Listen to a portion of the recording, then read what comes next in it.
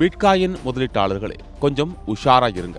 2026 வருஷம் கிரிப்டோ மார்க்கெட்டுக்கு ஒரு பெரிய சரிவு காத்திருக்கலாம் அப்படின்னு நிபுணர்கள் எச்சரிச்சிருக்காங்க. இதற்கு காரணம் திமிங்கலங்கள். யார் இந்த திமிங்கலங்கள்?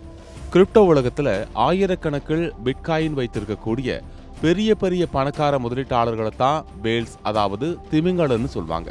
அவங்க நினைச்சா மார்க்கெட்டை ஏற்றவும் முடியும், இறக்கவும் முடியும். இப்போ பிரச்சனை என்னன்னா, இந்த திமிங்கலங்கள் 2025 வருஷம் முழுக்க பிட்காயினை விற்றுக்கொண்டே இருந்திருக்கிறார்கள்.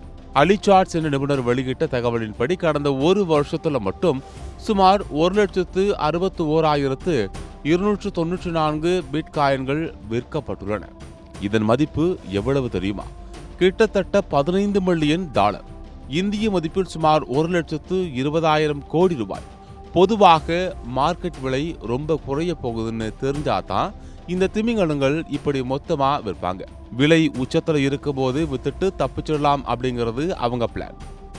இன்னொரு பக்கம் ஷாக்ஸ் எனப்படும் நடுத்தர முதலீட்டாளர்கள், அதாவது 100 முதல் 1000 பிட்காயின் வச்சிருக்கிறவங்க தொடர்ந்து வாங்கிட்டு வராங்க. இதனால தான் விலை இன்னும் தாறுமாறா விழாம $87,000 தாக்கு பிடிக்குது. ஆனா பெரிய இடத்துல இருந்து இவ்வளவு பெரிய செல்லிங் நடக்கிறது நல்ல அறிகுறி இல்லைன்னு நிபுணர்கள் சொல்றாங்க. 2026 இதே மாதிரி வித்துக்கிட்டே இருந்தாங்கன்னா பிட்காயின் விலை பெரிய அளவுல சரிய வாய்ப்பு இருக்கு.